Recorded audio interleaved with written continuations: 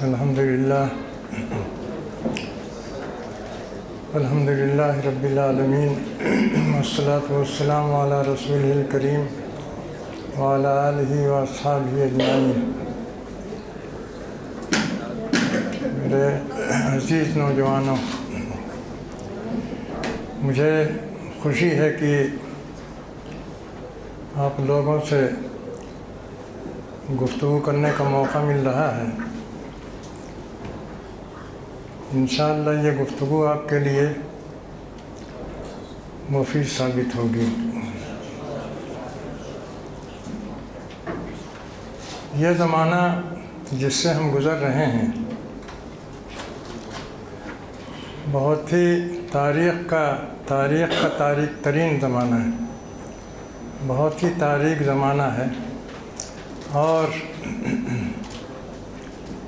مصیبتوں اور آفتوں کا زمانہ ہے۔ ہر انسان پریشان ہے،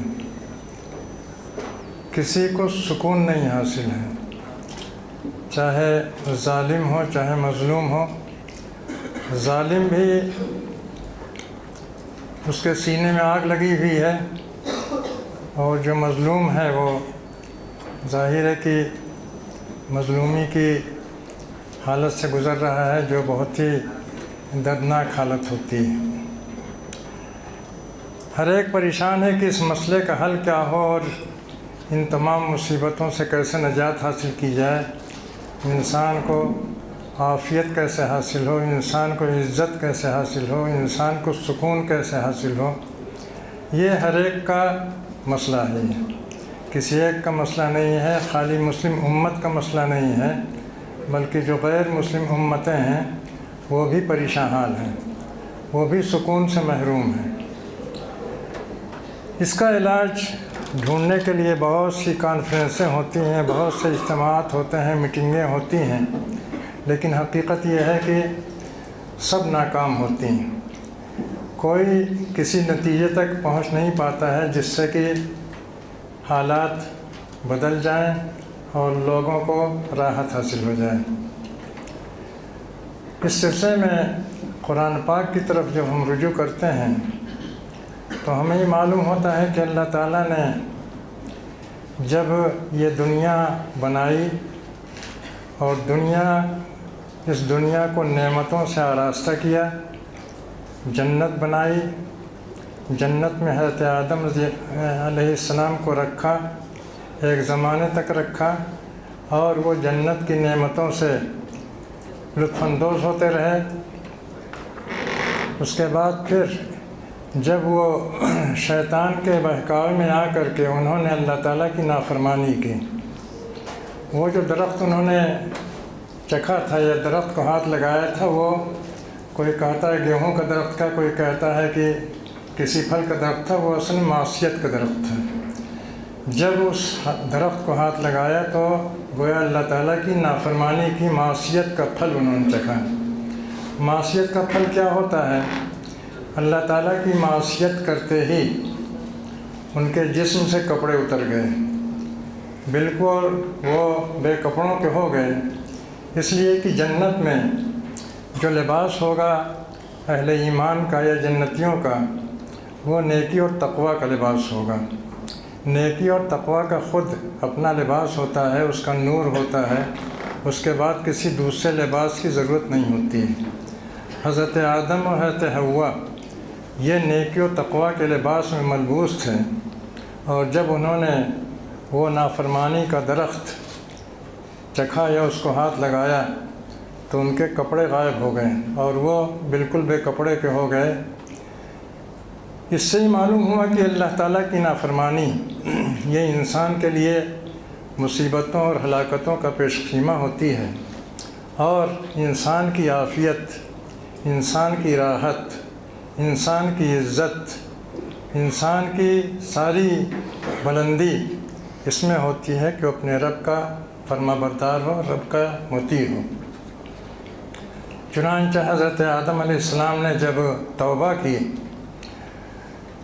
تو اللہ تعالیٰ نے ان کو معاف کر دیا اور ان کو دنیا کی طرف روانہ کر دیا، اس لیے کہ حضرت آدم علیہ السلام جنت کے لیے اس وقت پیدا نہیں کیے گئے تھے، اس وقت تو زمین کی خلافت کے لیے پیدا کیے گئے تھے۔ زمین کی خلافت کے فرائض سے جب عہدہ برا ہوں گے یا فرائض انجام دیں گے، اس کے بعد پھر جنت میں ان کا مقام ہوگا۔ اس وقت وہ محض ایک تجربہ کرانے کے لیے شیطان کس طرح سے انسان کو دھوکے دیتا ہے اور انسان کو ذلت اور ناکامی کی طرف لے جاتا ہے، اس کا تجربہ کرانے کے لیے ان کو جنت میں ایک مدت تک رکھا گیا، اور جب وہ تجربہ اپنی انتہائی بھیانک شکل میں سامنے آ گیا تو اللہ تعالیٰ نے ان کو دنیا کی طرف رخصت کیا، اور اسی وقت یہ فرمایا کہ اہبطوا منہا جمیعا، تم سب جاؤ زمین کی طرف جاؤ۔ فَإِمَّا يَأْتِيَنَّكُم مِّنِّي هُدًى فَمَن تَبِعَ هُدَايَ فَلَا خَوْفٌ عَلَيْهِمْ وَلَا هُمْ يَحْزَنُونَ، جو میری ہدایت کی، میری تعلیمات کی اطاعت کریں گے، تابعداری کریں گے، تو ان کے لیے کوئی خوف نہیں ہوگا، کوئی حزن نہیں ہوگا، نہ کسی دشمن کا خوف ہوگا اور نہ کسی پریشانی کا غم ہوگا انہیں، بہت ہی فارغ البال اور راحت کی حالت میں وہ ہوں گے۔ فمن تبع ہدایہ فلا خوف علیہم ولا ہم یحزنون، یہ اللہ تعالیٰ نے اس دنیا میں بھیجتے ہوئے انسان کو کتنی اچھی تنبیہ کی تھی یا انتباہ دیا تھا کہ تم اس دنیا میں اگر رہو تو اللہ تعالیٰ کی اطاعت کو فراموش نہ کرو، اللہ تعالیٰ کے احکام کے مطیع ہو کر کے رہو، تو تمہاری یہ دنیا خوشگوار ہوگی، یہ زندگی راحت کی زندگی ہوگی، اور ہر طرح کے خوف سے، ہر طرح کے حزن سے تم محفوظ ہوگے۔ یہ اس کے بعد پھر ایک دوسری جگہ فرمایا کہ قَالَ اهْبِطَا مِنْهَا جَمِيعًا بَعْضُكُمْ لِبَعْضٍ عَدُوٌّ، جاؤ یہاں سے زمین کی طرف اور اس بات کو یاد رکھو کہ تم ایک دوسرے کے دشمن ہو۔ ایک دوسرے کے مطلب یہ ہے کہ شیطان کو بھی وہاں سے نکال دیا گیا، نیچے اس کو بھیج دیا گیا، اور شیطان اور آدم کی اولاد یہ ایک دوسرے کے دشمن ہوں گے۔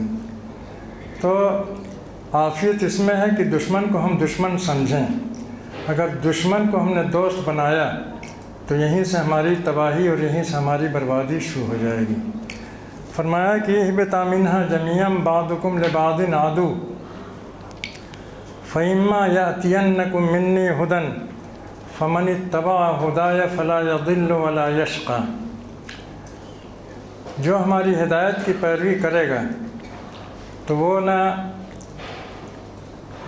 گمراہ ہوگا، راستہ نہیں بھٹکے گا، اور کسی مصیبت اور کسی بد نصیبی، کسی بدبختی کا شکار نہیں ہوگا۔ یعنی مطلب وہی بات ہے کہ اس کی زندگی نہایت راحت کی، عزت کی، شوکت کی، کامیابی کی، بلندی کی زندگی ہوگی۔ فمن اتبع ہدای فلا یضل ولا یشقی ومن اعرض عن ذکری، جو میرے ذکر سے اعراض کرے گا۔ اعراض کرنے کا مطلب ہمیشہ یہ نہیں ہوتا ہے کہ مخالفت کریں، اعراض کا مطلب یہ بھی ہوتا ہے کہ اس کو ہم فراموش کر دیں، اعراض کا مطلب یہ بھی ہوتا ہے کہ مجھ سے غافل ہو جائیں، اعراض کا مطلب یہ ہے کہ ہماری زندگی اس سے دور ہو جائے، یہ بھی اعراض ہی میں آتا ہے۔ فمن اعرض عن ذکری فإن له معیشة ضنکا ونحشره یوم القیامة اعمی، جو میرے ذکر سے، میری کتاب سے، میری ہدایت سے اعراض کرے گا تو اس کی زندگی بہت ہی تنگی، مصیبت، پریشانی کی زندگی ہوگی۔ فإن له معیشة ضنکا ونحشره یوم القیامة اعمی، آخرت میں ہم اسے، قیامت کے دن ہم اسے اٹھائیں گے، اس حال میں کہ وہ اندھا ہوگا، اندھا۔ قال رب لم حشرتنی اعمی وقد كنت بصیرا، وہ کہے گا کہ اے میرے رب، تو نے مجھے اندھا کیوں کر دیا، میں تو آنکھوں والا تھا، دیدہ ور تھا۔ اللہ تعالیٰ فرمایا کذالک اتتک آیاتنا فنسیتها وکذالک اليوم تنسی، اسی طرح سے ہماری آیتیں تمہارے پاس آئی تھیں تو تم تم نے ان کو فراموش کر دیا، ان کو نظر انداز کر دیا، آج تمہیں بھی نظر انداز کیا جائے گا۔ تو ظاہر ہے کہ جب اللہ تعالیٰ نے نظر انداز کر دیا، اس کی رحمت نے ادھر سے رخ پھیر لیا، تب انسان اندھا ہی نہیں ہوگا، پتہ نہیں کیا کیا کچھ ہوگا۔ تو اندھا ہونا بھی اسی چیز کا نتیجہ تھا کہ اللہ تعالیٰ کی رحمت اس نے رخ پھیر لیا۔ تو یہ امت مسلمہ جن حالات سے دوچار ہے سب کے سامنے ہے، ہم سے زیادہ آپ کو معلوم ہے کہ امت مسلمہ کتنی پریشانی، کتنی ذلت، کتنی نامرادی، کیسی نکبت، کیسے افلاس اور کیسی مصیبتوں سے دوچار ہے۔ اس کی وجہ صرف یہ ہے کہ ہم نے کتاب الہی کو نظر انداز کیا ہے۔ کتاب الہی کو نظر انداز کرنے کا مطلب یہ ہے کہ ہماری زندگیوں میں کتاب الہی کا کوئی اثر نہیں ہے۔ ہم نے اپنے معاملات میں، اپنے تعلقات میں، اپنی گفتگوؤں میں، اپنے فیصلوں میں کتاب الہی کو سامنے نہیں رکھا۔ کتاب الہی سے بلکہ جان بوجھ کر کے اعراض کیا ہے۔ آپ کو معلوم ہے کہ اس زمین پر کتنے کروڑ مسلمان ہیں اور کتنی بڑی تعداد میں ان کی حکومتیں ہیں، لیکن وہاں پر جو فیصلے ہوتے ہیں وہ شریعت کے مطابق نہیں ہوتے ہیں بلکہ شریعت کے خلاف ہوتے ہیں۔ اور اللہ تعالیٰ نے صاف صاف یہ فرمایا ہے کہ من لم یحکم بما انزل اللہ فاولئک هم الکافرون، آگے فرمایا فاولئک هم الظالمون، آگے فرمایا فاولئک هم الفاسقون۔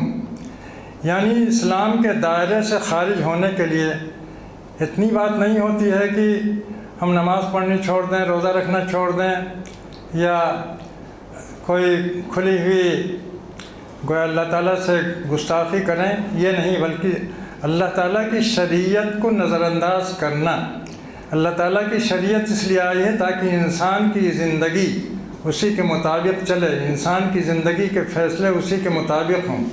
لیکن اگر یہ کام نہیں کرتا ہے کوئی بغیر کسی مجبوری کے، جانتے بوجھتے، دیدہ و دانستہ اگر وہ شریعت کو نظر انداز کرتا ہے، تو حقیقت یہ ہے کہ ان کے کافر ہونے میں، ان کے ظالم ہونے میں، ان کے فاسق ہونے میں کوئی شبہ نہیں۔ یہ نہیں کہا جائے کہ وہ کلمہ پڑھتے ہیں، کلمہ پڑھنا کوئی چیز نہیں۔ کلمہ پڑھنا صرف اس بات کی علامت ہوتی ہے کہ آپ نے دین اسلام کو اختیار کرنے کا ارادہ کیا ہے۔ دین اسلام میں داخل ہونے کا ایک ارادہ، اس کے لیے ہوتا ہے کلمہ۔ لیکن اگر کلمہ پڑھ کر کے دین الہی سے انحراف کیا جائے، اس سے اعراض کیا جائے، اس کو نقصان پہنچایا جائے، انسانیت کو اس کی برکت سے محروم کر دیا جائے، جو عدل و انصاف اللہ تعالیٰ کو مطلوب ہے اس کی پاسداری نہ کی جائے، تو پھر وہ کوئی اسلام نہیں ہوتا، اس کا اسلام سے کوئی تعلق نہیں ہوتا ہے۔ ایک ظالم اگر دوسروں پر ظلم کرتا ہے تو کبھی بھی اسلام سے اس کا کوئی تعلق نہیں ہو سکتا، اس کو کسی درجے مسلم نہیں کر سکتے ہیں۔ ایک ظالم، اللہ تعالیٰ کا نافرمان، اس کی شریعت کو نظر انداز کرنے والا، اس کی شریعت کے خلاف دوسرے قوانین کے مطابق فیصلے کرنے والا، صاف صاف اسلام سے خارج ہوتا ہے، وہ ظالم ہوتا ہے، فاسق ہوتا ہے، کافر ہوتا ہے۔ تو ہماری اس دنیا میں عزت اور اس دنیا میں ہماری بقا اور ہماری عافیت اسی چیز سے وابستہ ہے کہ ہم مکمل طور سے اللہ تعالیٰ کی کتاب کو اپنے لیے مشعل راہ بنائیں، اللہ کی کتاب کو حفظ جاں بنائیں، اللہ کی کتاب سے دل لگائیں، اللہ کی کتاب سے محبت کریں، اللہ کی کتاب کو اپنا رہنما سمجھیں، اللہ کی کتاب سے رہنمائی حاصل کریں۔ اسی کو کہا جاتا ہے اسلام۔ اور اگر اللہ کی کتاب کو نظر انداز کر دیا تو آدمی کچھ بھی، کتنی بھی عبادتیں کرے، وہ کبھی بھی اسلام کے دائرے میں داخل نہیں ہو سکتا ہے اگر اس نے شریعت کا سے انحراف کیا ہے، شریعت کو نظر انداز کیا ہے، اللہ تعالیٰ کے قوانین کو نظر انداز کیا ہے۔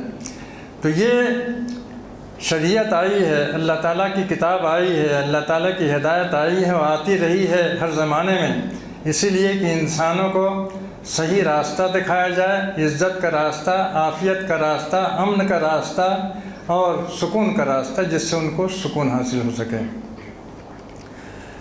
اللہ تعالیٰ نے فرمایا ایک دوسری جگہ کہ وَاتْلُ عَلَيْهِمْ نَبَأَ الَّذِي آتَيْنَاهُ آيَاتِنَا، ان کو سناؤ اس شخص کی سرگزشت جس کو ہم نے آیتیں دی، فَانْسَلَخَ مِنْهَا، تو ان آیتوں سے بالکل الگ ہو کر کے الگ ہو گیا۔ جس طرح سے سانپ اپنے کینچڑ سے الگ ہو جاتا ہے، اسی طرح سے انسان شریعت الہی سے بالکل الگ ہو جاتا ہے، یعنی شریعت کو پیچھے چھوڑ دیتا ہے، وہ آگے بڑھ جاتا ہے۔ تو اس کا نتیجہ کیا ہوا؟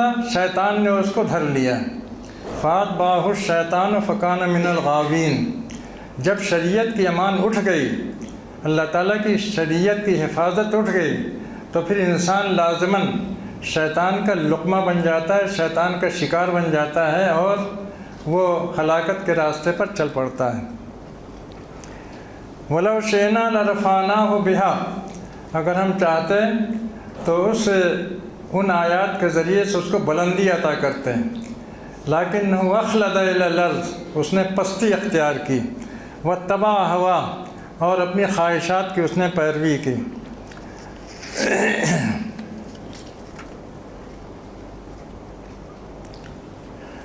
فَمَثَلُهُ كَمَثَلِ الْكَلْبِ، اس کی حالت ایسی ہو گئی جیسے کتے کی ہوتی ہے۔ کتے کو مارو دوڑاؤ تب بھی وہ ہانپتا رہے گا، زبان نکالے گا، اور اگر چھوڑ دو کہیں بیٹھا رہے گا تو بھی وہ زبان نکال کے ہانپتا رہے گا، کبھی وہ سکون کی حالت میں نہیں ہوتا ہے۔ ان تحمل علیہ یلہس او تترکہ یلہس، یہی کیفیت ہوتی ہے۔ تو انسان کی زندگی، انسان کی عافیت، انسان کی راحت اسی میں ہے کہ وہ قرآن پاک کو، کتاب الہی کو، اللہ تعالیٰ کی ہدایت کو حرز جاں بنائے، اور اس سے ہمیشہ وابستہ رہے، ہر طرح کے حالات میں وابستہ رہے، اور کبھی بھی اس سے دور ہونے کا تصور اپنے ذہن میں نہ لائے۔ اللہ کے رسول صلی اللہ علیہ وسلم نے بھی، یہ قرآن پاک کی آیتیں بہت واضح تھیں، اسی کا خلاصہ اپنے بیان کرتے ہوئے فرمایا کہ ان اللہ یرفع بہذا الکتاب اقواما ویضع بہ آخرین، اس کتاب کے ذریعے سے اللہ تعالیٰ بہتوں کو بلندی عطا کرے گا، عزت عطا کرے گا، اور بہتوں کو پستی میں ڈال دے گا، پستی میں چھوڑ دے گا۔ ان اللہ یرفع بہذا الکتاب اقواما، ہماری رفعت، ہماری بلندی مکمل طور سے کتاب الہی سے جڑی ہوئی ہے۔ کتاب الہی کو نظر انداز کرنے کا مطلب یہ ہے کہ ہم نے بلندیوں کا راستہ چھوڑ کر کے پستی کو اپنے لیے اختیار کیا ہے، پستی کا انتخاب کیا ہے۔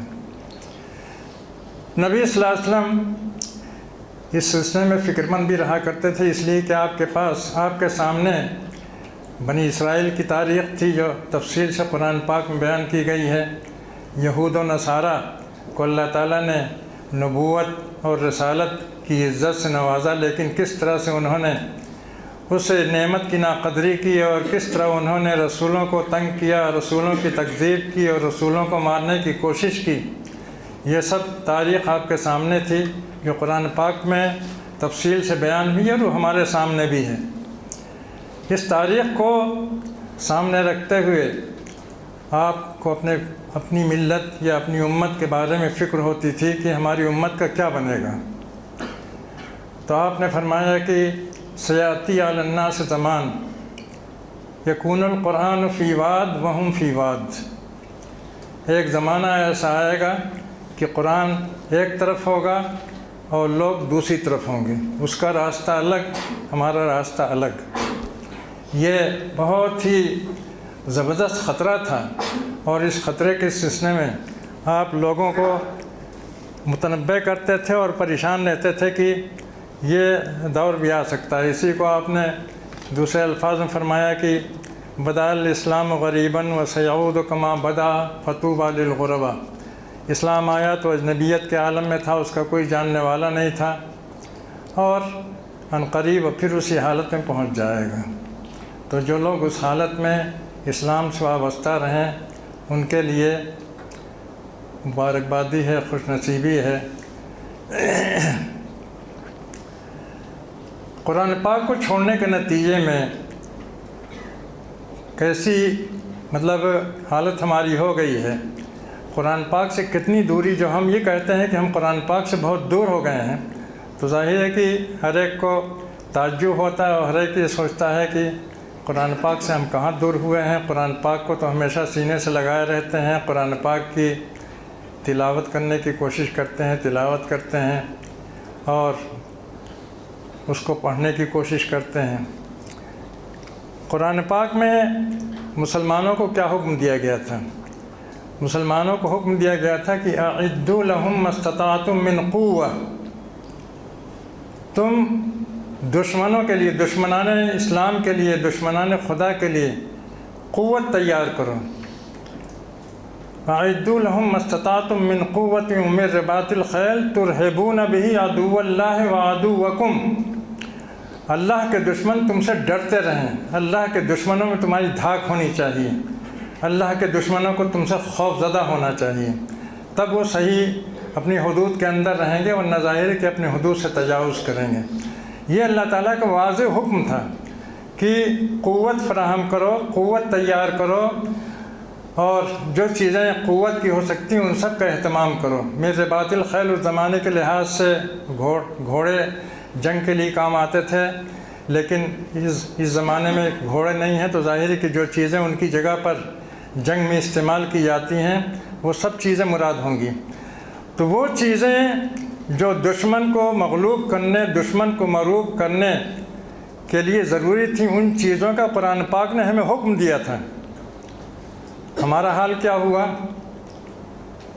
اب ہم تیار نہیں کرتے ہیں بلکہ دشمنوں سے ہم خریدتے ہیں، دشمنوں سے ہم مانگتے ہیں، دشمنوں کے رحم و کرم پر ہم جیتے ہیں، اپنی حفاظت کے لیے ہم دشمنوں کے محتاج ہوتے ہیں۔ یعنی دشمن ہم سے نہیں ڈرتے ہیں بلکہ دشمنوں کے رحم و کرم پر ہم چل رہے ہیں، اور وہ ہم کو جیسے چاہتے ہیں گھماتے ہیں، جیسے چاہتے نچاتے ہیں۔ یہ بالکل وہی چیز ہے کہ یکون القرآن فی واد وانتم فی واد، قرآن ایک طرف ہوگا تم دوسری طرف ہوگے۔ قرآن پاک کی صاف صاف نافرمانی، لوگوں کو اس کا خیال بھی نہیں ہوتا ہے۔ قرآن پاک نے اس بات کا حکم دیا ہے کہ پاکیزہ چیزیں استعمال کرو، لیکن ہمارا کیا حال ہے کہ پاک چیزیں تیار کرنا ہمیں نہیں آتا ہے۔ دوسرے لوگ چیزیں تیار کر کے ہمیں دیں گے اور ہم ان کو استعمال کریں گے۔ یہ باہر سے جو پیکٹس آتے ہیں، گوشت کے پیکٹس آتے ہیں اور دوسری چیزوں کے پیکٹس آتے ہیں، جن کو ہم بہت ہی خوشی کے ساتھ خریدتے ہیں، کھاتے ہیں، استعمال کرتے ہیں، ہمیں نہیں معلوم کہ ان پیکٹس میں کیا ہوتا ہے، یہ حرام ہوتے ہیں کہ حلال ہوتے ہیں۔ ظاہر ہے کہ باہر سے آنے والا جو گوشت ہوتا ہے اس کے حلال ہونے کا کوئی سوال نہیں، اس لیے کہ ان کو ذبح کرنے والے مسلمان نہیں ہوتے ہیں۔ یا تو مشینیں ذبح کریں یا دشمنان خدا ذبح کریں، ذبح کیا کریں گے؟ اس کو کاٹ دیں گے۔ یہ سارے پیکٹس حرام ہوتے ہیں اسلام کے نقطہ نظر سے، قرآن کے نقطہ نظر سے۔ پورے عالم اسلام میں بہت ہی خوشی کے ساتھ، اطمینان کے ساتھ ان چیزوں کا استعمال ہوتا ہے۔ دوائیں ہیں، دوائیں کن کن چیزوں سے بنائی جاتی ہیں، کیسی بنائی جاتی ہیں، ہمیں اس کا ہنر نہیں آتا ہے۔ ہمیں چیزیں تیار نہیں کرنا ہے بلکہ دشمنوں کی تیار کی ہوئی چیزوں سے کام لینا ہے، اس کو استعمال کرنا ہے۔ یہ حالت ہماری ہو گئی۔ بالکل قرآن ایک راستے میں، ہم دوسرے راستے میں۔ قرآن نے ہم سے یہ کہا تھا کہ ہم ان سے اجتناب کریں۔ قرآن نے یہ حکم دیا تھا کہ یا ایھا الذین آمنوا لا تتخذوا الیہود والنصارى اولیاء، اے لوگو جو ایمان لائے ہو، یہودیوں کو اور عیسائیوں کو اپنا ولی نہ بناؤ۔ ولی کا مطلب یہ ہے کہ ان سے آپ کو محبت ہو، ان سے آپ کو لگاؤ ہو، ان پر آپ کو اعتماد ہو، آپ ان پر اعتماد کرنے لگیں، ان سے تعلقات بہتر بنانے کی کوشش میں۔ قرآن تو یہ کہتا ہے کہ ان کو اپنے سے دور کرو، ان کو ولی نہ بناؤ، ان سے ہمیشہ ہوشیار رہو۔ اور ہم ان کو ولی بنانے کے چکر میں ہوتے ہیں۔ اور کتنی بڑی بات، خطرناک بات ہمارے علماء نے یہ کی، کہ یہودی عورتوں اور عیسائی عورتوں سے نکاح جائز ہے۔ کتنی خراب بات، کتنی غلط بات، کتنی خطرناک بات یہ کہی گئی، جو ہماری فقہ میں چلی آ رہی ہے کہ یہودی عورتوں کتابیات سے نکاح جائز ہے۔ کتابیات سے نکاح کیوں جائز ہوگا؟ جب اللہ تعالیٰ نے یہود و نصارہ کو ولی بنانے سے منع کیا ہے، ان سے محبت کرنے سے منع کیا ہے، تو ہم ان کی عورتوں کو، ان کی لڑکیوں کو اپنے گھروں میں لائیں گے تو یہ ولی بنانے سے بڑھ کر کے اس سے آگے کی بات تھی کہ ان کو ہم نے اپنے گھر کا جز بنا لیا، ان کو اپنے گھر میں ہم نے داخل کر دیا، اپنے گھر کی کمان ان کے ہاتھ میں دے دی۔ یہ کھلی کھلی نافرمانی، قرآن پاک کی کھلی کھلی نافرمانی ہو رہی ہے۔ یہی چیز ہے، یکون القرآن فی واد وہم فی واد، قرآن ایک طرف ہوگا اور ہمارا راستہ بالکل دوسرا ہوگا۔ تو امت مجموعی لحاظ سے پورے طور سے قرآن پاک سے برگشتہ ہو کر کے، قرآن پاک سے کنارہ کش ہو کر کے، قرآن پاک سے قطع تعلق کر کے وہ زندگی بسر کر رہی ہے۔ ایسی حالت میں اگر ہم یہ توقع رکھتے ہیں کہ ہمیں عزت حاصل ہوگی، ہمارے مسائل حل ہوں گے، ہمیں قوت حاصل ہوگی، ہمیں دشمنوں کے شر سے حفاظت حاصل ہوگی، تو ظاہر ہے کہ یہ بہت ہی خام خیالی کی بات ہے۔ ہم نے قرآن پاک کو اپنی زندگیوں سے بالکل باہر کر دیا ہے۔ ہمارے جو سماج ہیں، ہمارے گھر ہیں، گھروں کے اندر قرآن پاک کی وہ رونق، قرآن پاک کی وہ گونج، ایک مسلم کے گھر میں قرآن پاک کی گونج سنائی دینی چاہیے۔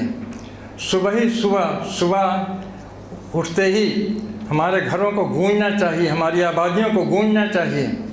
نبی کریم صلی اللہ علیہ وسلم رات میں اٹھ کر کے گشت کرتے تھے یہ دیکھنے کے لیے کہ کن گھروں سے قرآن پاک کی گونج سنائی دے رہی ہے، اور آپ صبح کو بتاتے بھی تھے کہ میں تمہارے گھر کے پاس سے گزرا اور فلاں سورہ تم پڑھ رہے تھے، فلاں آیتوں کی تلاوت کر رہے تھے۔ تو ہماری حالت یہ ہو گئی کہ ہم نے قرآن پاک کو یہ دعویٰ کرتے ہوئے کہ ہمیں قرآن پاک سے بڑا لگاؤ ہے، قرآن پاک کا بڑا احترام ہے، قرآن پاک سے بہت محبت ہے، قرآن پاک ہمارے رب کی کتاب ہے، یہ سب کہتے ہیں، لیکن اس کے باوجود عملاً کیا ہے کہ ہماری زندگی قرآن پاک سے بہت دور ہے، بہت دور ہے، بہت دور ہے۔ ہمیں اس بارے میں سنجیدہ ہونا چاہیے۔ آج کل قرآن پاک ہم پڑھتے ہیں، کس لیے پڑھتے ہیں؟ عام طور سے میں کسی چند لوگوں کی بات نہیں کر رہا ہوں، بلکہ امت کی بات کر رہا ہوں۔ پوری امت کا حال یہ ہے کہ قرآن پاک پڑھا جاتا ہے ثواب کمانے کے لیے، ثواب بٹورنے کے لیے۔ قرآن پاک ختم کریں ثواب ملے گا، قرآن پاک کی فلاں سورہ پڑھیں گے ثواب ملے گا، فلاں دن فلاں سورہ پڑھیں گے ثواب ملے گا، یہ اس سے حج اور عمرے کا ثواب مل جائے گا، اور کیا کیا اس سے لوگوں کی توقعات ہوتی ہیں ثواب کے لیے پڑھنا۔ یہ ثواب کا تصور یہ اللہ کے رسول نے نہیں دیا ہے، نہ قرآن پاک نے یہ کہا ہے کہ تم ہماری تلاوت کرو تمہیں اتنا ثواب ملے گا۔ اللہ تعالیٰ جتنا ثواب دینا چاہے، جتنا اجر دینا چاہے دے گا، اس سے ہمیں گفتگو نہیں، اس لیے کہ ہمیں معلوم نہیں ہے۔ ہمیں معلوم صرف یہ ہے کہ قرآن پاک اللہ تعالیٰ نے نازل کیا ہے تاکہ وہ ہمارے لیے ہدایت بنے، ہماری زندگیوں میں روشنی اس سے پیدا ہو، روشنی آئے۔ تو ہمیں اس پر توجہ دینی ہے۔ ثواب کی نیت سے قرآن پاک کی تلاوت کرنا یہ بہت بڑی حماقت ہے، یہ جس کا کوئی ثبوت نہیں ہے، نہ اللہ کے رسول نے اس کا حکم دیا ہے اور نہ اللہ تعالیٰ نے اپنی کتاب میں ثواب کا کوئی وہ کیا ہے کہ قرآن پاک کی تلاوت کرو کہ تمہیں اتنا ثواب ملے گا۔ ثواب نہیں، بلکہ اس حکم پر عمل کرنا، ان احکام پر عمل کرنا، قرآن پاک کو اپنی زندگیوں کے اندر داخل کرنا، قرآن پاک سے اپنی زندگیوں کو سجانا، یہ اصل میں مطلوب ہے۔ ثواب کا کوئی تصور نہیں ہمارے یہاں، لیکن بعد میں بہت سی روایتیں گڑھی گئیں، ایک ایک سورہ کے بارے میں روایت گڑھی گئی کہ فلاں سورہ کو پڑھو تو اتنا ثواب، فلاں سورہ کو پڑھو تو اتنا ثواب۔ اور مشکل یہ ہے کہ جتنی غلط باتیں ہیں وہ اس طرح سے پر لگا کر کے اڑتی ہیں اور جنگل کی آگ کی طرح سے پھیلتی ہیں، پوری امت اس میں مبتلا ہو جاتی ہے۔ اور صحیح بات کی طرف اگر دعوت دو، صحیح بات کی طرف بلاؤ، تو صحیح باتوں کو سننے کے لیے کان تیار نہیں ہوتے ہیں، اور اگر کان تیار ہوتے ہیں تو دل قبول نہیں کرتے ہیں۔ لیکن غلط باتیں، بری باتیں، نقصان دہ باتیں اتنی تیزی سے دلوں پر حملہ آور ہوتی ہیں، یا کانوں میں گھس جاتی ہیں، یا کہاں سے کہاں تک پہنچ جاتی ہیں۔ پوری دنیا میں یہ آفت پھیلی ہوئی، قرآن پاک کی تلاوت کو ثواب ملے گا۔ ثواب کا تصور اپنے ذہن سے نکال دیجیے۔ ثواب کے لیے قرآن پاک پڑھنا ہی نہیں ہے، قرآن پاک کو پڑھنا ہے، اس کو اپنی زندگی میں داخل کرنے کے لیے، اپنے ذہن و دماغ کو اس سے سنوارنے کے لیے، اپنے دل میں اس کو اتارنے کے لیے، اس سے محبت کرنے کے لیے، اس کو سمجھنے کے لیے، قرآن پاک کو صرف سمجھنے اور اس پر عمل کرنے کے لیے پڑھنا ہے۔ ثواب کے لیے کبھی مت پڑھیے، ثواب کے لیے اگر آپ پڑھیں گے تو نقصان ہوگا، الٹا گناہ ہوگا۔ مشہور کر دیا گیا کہ من قال لا الہ الا اللہ دخل الجنہ۔ کتنی خطرناک بات، کتنی خطرناک بات کہ لا الہ کہہ دینے سے جنت میں چلے جائیں گے۔ لا الہ کہنے سے کوئی جنت میں نہیں جائے گا۔ منافقین سب لا الہ الا اللہ کہتے تھے، اور وہ سب ظاہر ہے کہ منافقین ان المنافقین فی الدرک الاسفل من النار۔ لا الہ الا اللہ کہنا اپنی زبان سے اس کی کوئی وہ نہیں ہے، یہ صرف اگر اخلاص کے ساتھ کہا جائے تو ایک ابتدا ہوتی اسلام میں داخل ہونے کی، اور اس چیز کا اظہار ہوتا ہے کہ ہم اسلام کی طرف آنا چاہتے ہیں، اسلام کو ہم اپنی زندگی کا وہ شعار بنانا چاہتے ہیں اور اسلام کو اپنی زندگی سے جوڑنا چاہتے ہیں۔ لیکن یہ کہ خود لا الہ الا اللہ اس کے اندر کوئی وہ نہیں ہے، اس کے اندر کوئی ثواب کا تصور نہیں ہے، اس سے جنت اور جہنم کا کوئی تعلق نہیں۔ لیکن مشہور یہ ہو گیا کہ جتنے کلمہ گو ہیں سب جنت میں جائیں گے۔ کتنی غلط بات ہے یہ۔ اسی طرح سے مشہور ہو گیا کہ نبی صلی اللہ علیہ وسلم اپنی امت کے لیے شفاعت کریں گے۔ قرآن پاک صاف صاف ہی کہتا ہے کہ من یعمل مثقال ذرۃ خیرا یرہ، اگر کسی نے ذرہ برابر نیکی کی ہے تو وہ اس کے سامنے آئے گی، وہ اس کو دیکھے گا۔ ومن یعمل مثقال ذرۃ شرا یرہ، اگر کسی نے برائی کی ہے ذرہ برابر تو وہ بھی اس کے سامنے آئے گی۔ اب بتائیے کہ اس میں کسی دوسرے کا کیا دخل رہ جاتا ہے؟ نبی صلی اللہ علیہ وسلم اپنی امت کے لیے شفاعت کریں گے۔ نبی صلی اللہ علیہ وسلم ہم کو جانتے ہی نہیں ہیں، ظاہر ہے کہ نبی کو علم غیب تو ہوتا نہیں ہے۔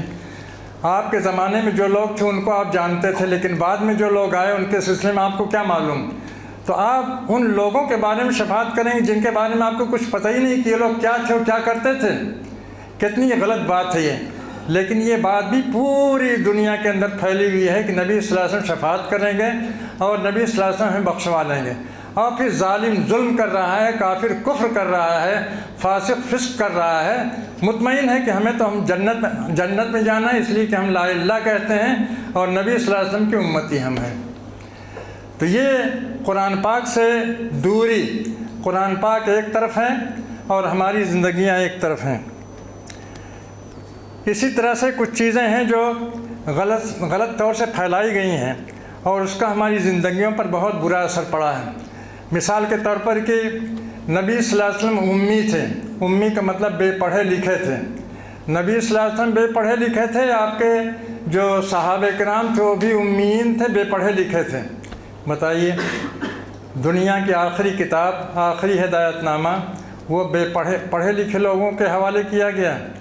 لوگ پڑھنا نہیں جانتے تھے، لکھنا نہیں جانتے تھے۔ لکھنے والے 2-4 آدمی تھے جنہوں نے لکھنا سیکھ لیا تھا، ورنہ لکھنا نہیں جانتے تھے۔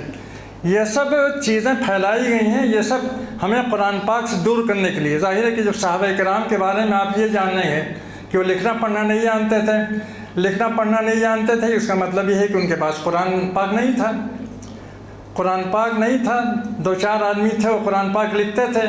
اب وہ قرآن پاک کہاں رکھا جاتا تھا؟ وہ ظاہر ہے کہ وہ رکھنے کی چیز بھی نہیں ہوتی تھی۔ کبھی وہ لکڑیوں پر لکھا گیا، کبھی کھجور کی شاخوں پر لکھا گیا، کبھی پتھر پر لکھا گیا، کبھی کسی چیز پر لکھا گیا۔ تو اس سے استفادہ کیسے کوئی کرے گا؟ اس کو پڑھے گا کیسے اس سے گھر کے اندر رکھے گا اور اس سے اس کی تلاوت کرے گا؟ ممکن نہیں ہے۔ تو اس طرح کی چیزیں پھیلائی گئیں کہ نبی صلی اللہ علیہ وسلم امی تھے، بے پڑھے لکھے تھے، آپ خود لکھنا نہیں جانتے تھے، دوسروں سے لکھواتے تھے، اور آپ کے جو صحابہ کرام تھے، سابقین اولین تھے، یہ سب امی تھے۔ جب امی ہوں گے تو قرآن پاک کہاں اس سے ان کے پاس رہے گا؟ اور قرآن پاک نہیں رہے گا، ظاہر ہے قرآن پاک کے حافظ نہیں ہوں گے، قرآن پاک کے عالم نہیں ہوں گے۔ یعنی ان کی زندگیاں بس ایسی ہی تھیں۔ یہ چیزیں پھیلائی گئی ہیں، دانستہ پھیلائی گئی ہیں، پلاننگ کے تحت پھیلائی گئی ہیں، امت کو قرآن پاک سے دور کرنے کے لیے، امت کو قرآن پاک سے کاٹنے کے لیے۔ ان چیزوں سے ہوشیار رہنا چاہیے۔ صحابہ کرام سب کے سب حافظ قرآن تھے، سب کے سب قرآن پاک کی کتابت کرتے تھے۔ قرآن پاک ہر ایک گھر میں تھا، کوئی گھر ایسا نہیں تھا جس میں قرآن پاک نہ ہو۔ عورتیں الگ قرآن پاک کی کتابت کرتی تھیں، مرد الگ کتابت کرتے تھے۔ عورتوں کے قرآن پاک الگ ہیں، وہ الگ رکھتی تھیں، مرد الگ رکھتے تھے، سب قرآن پاک سے جڑے ہوئے تھے، سب قرآن پاک کے رات و دن کے دوست تھے، رات و دن کے ساتھی تھے۔ قرآن پاک ان کے ساتھ ہر وقت رہتا تھا اور اسی کی روشنی میں وہ زندگی گزارتے تھے۔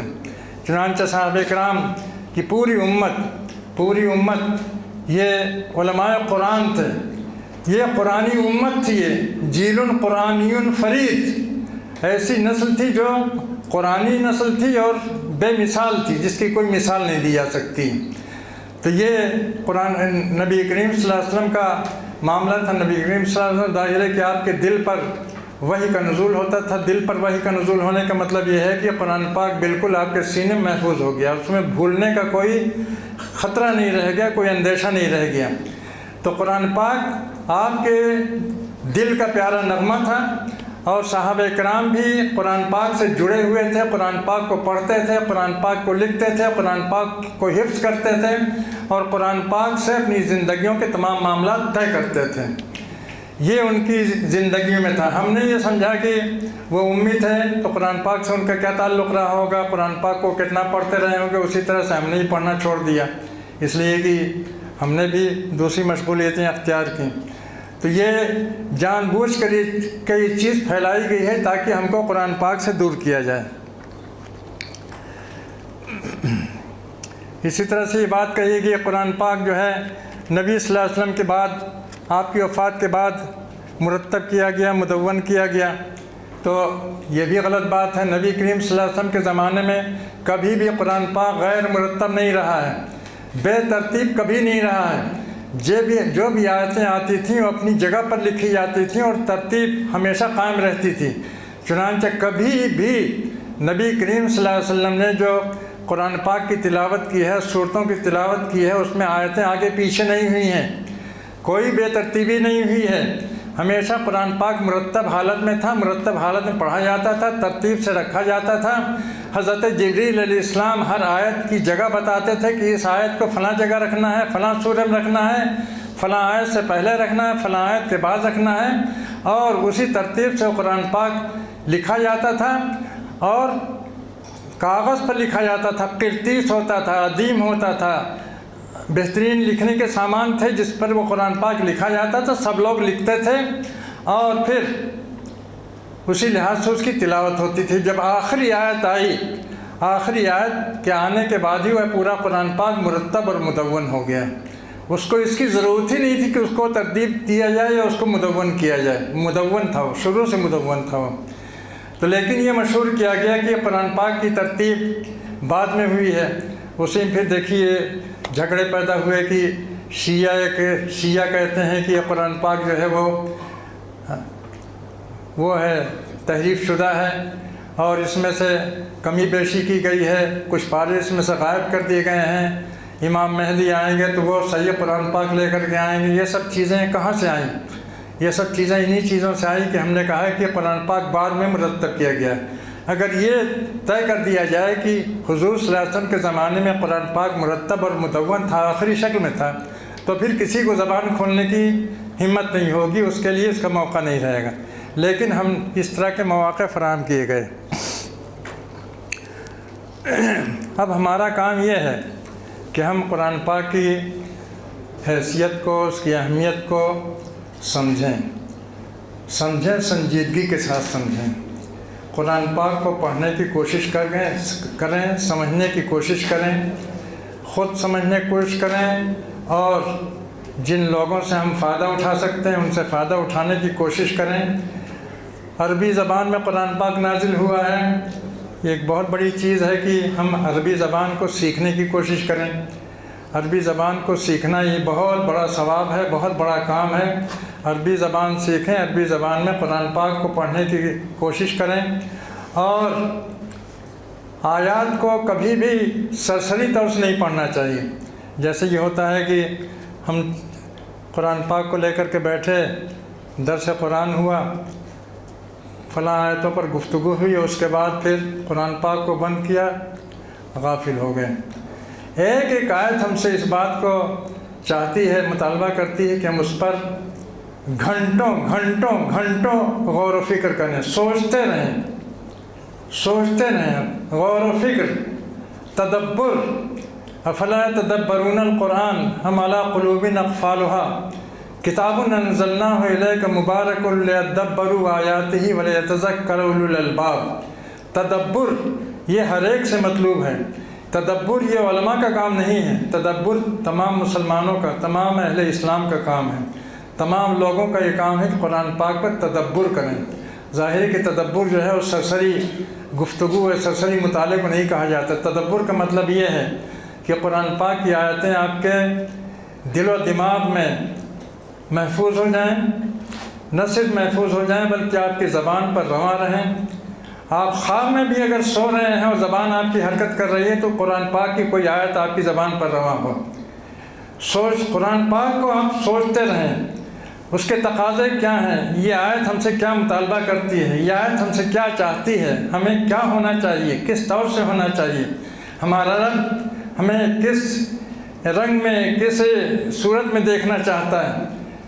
कुरान पाक में जगह जगह बयान किया गया है कि अल्लाह के बंदे, रहमान के बंदे कैसे होते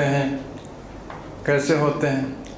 आप खाली ये नहीं कि कभी आपने तिलावत किया, उसका तर्जुमा पढ़ लिया कि रहमान के बंदे ऐसे ऐसे होते हैं, उसके बाद फिर आप मस्त हो गए। नहीं, रहमान के बंदे ऐसे होते हैं तो आप भी फैसला किए कि हमको भी वैसे ही बनना है। रहमान के बंदे जैसे होते हैं वैसे ही हमको बनना है। जो कुछ वो करते हैं वही हमको करना है। अल्लाह ताला ने जिन बंदों को पसंद किया है उन्हीं बंदों की तरह से हमें भी बनना है। हमें भी वो जन्नत हासिल करनी है जो अहले कुरान के लिए, उलमाए कुरान के लिए, कुरान पाक को पढ़ने वालों और कुरान पाक को समझने वालों के लिए अल्लाह ताला ने ख़ास की है। वो जन्नत हमें हासिल करनी है, वो रुतबा हासिल करना है, वो मकाम हासिल करना है, वो महबूबियत हासिल करनी है, वो चाहत हासिल करनी है जो कुरान पाक के नतीजे में इंसान को हासिल हो सकती है। कुरान पाक को ये समझिए कि वो कुरान पाक आपको मुखातब करता है। कुरान पाक के मुखातब कुछ ख़ास लोग नहीं होते हैं। वो लोग नहीं होते हैं जो उलमा और फजला कहे जाते हैं, वो लोग उसके मुखातब नहीं हैं। उसके मुखातब सारे लोग हैं, सारे मुसलमान, और सारे मुसलमान ही नहीं बल्कि सारे इंसान। या अय्युहन्नास क़द जाअकुम बुरहानुम मिर रब्बिकुम व अंज़लना इलैकुम नूरम मुबीना। है लोगो, तुम्हारे रब की तरफ से तुम्हारे पास किताब आई है और हमने नूर नाजिल किया है। तो इस नूर को समेटने की हमारे अंदर तमन्ना होनी चाहिए। अल्लाह ताला ने मोमिनीन की सिफत बयान की है, अल्लज़ीन यज़कुरून अल्लाह क़ियामन व क़ुऊदन व अला जुनूबिहिम। अल्लाह का ज़िक्र खाली ये नहीं होता है कि माशा अल्लाह अल्हम्दुलिल्लाह अपना रास्ता चलते कुछ कर लिया। अल्लाह का ज़िक्र, अल्लाह के साथ बैठ करके अल्लाह का ज़िक्र, खड़े, सोते, जागते, बैठे, लेटे, हर हाल में, मतलब हमारी पूरी ज़िंदगी तीन ही हालतें होती हैं इंसान की, क़ियामन व क़ुऊदन व अला जुनूबिहिम। या तो इंसान खड़ा होता है, या बैठा होता है, या लेटा होता है। इन तीनों हालतों में वो अल्लाह को याद करते हैं। इसका मतलब ये कि हमारी कोई हालत ज़िक्र इलाही से खाली न हो। और यतफ़क्करून फ़ी ख़ल्क़िस समावाति वल अर्ज़, आसमानों और ज़मीन की निशानियों पर गौर करते हैं। गौर कीजिए तो एक एक चीज़ अल्लाह ताला की कुदरत की शाहकार है। पूरी दुनिया, कितनी खूबसूरत दुनिया अल्लाह ताला ने बनाई है। जो नेमतें दी हैं, कैसी नेमतें दी हैं कि इन नेमतों को कोई बदल नहीं हो सकता है। पीने का पानी हो, या खाने के फल हों, या रात की चांदनी हो, या दिन की रोशनी हो, सूरज हो, चाँद हो, ऑक्सीजन है, और इंसान के जिस्म के अंदर जो अल्लाह ताला ने कीमती आज़ा रखे हैं, एक एक अज़्व जो है वो करोड़ों का होता है।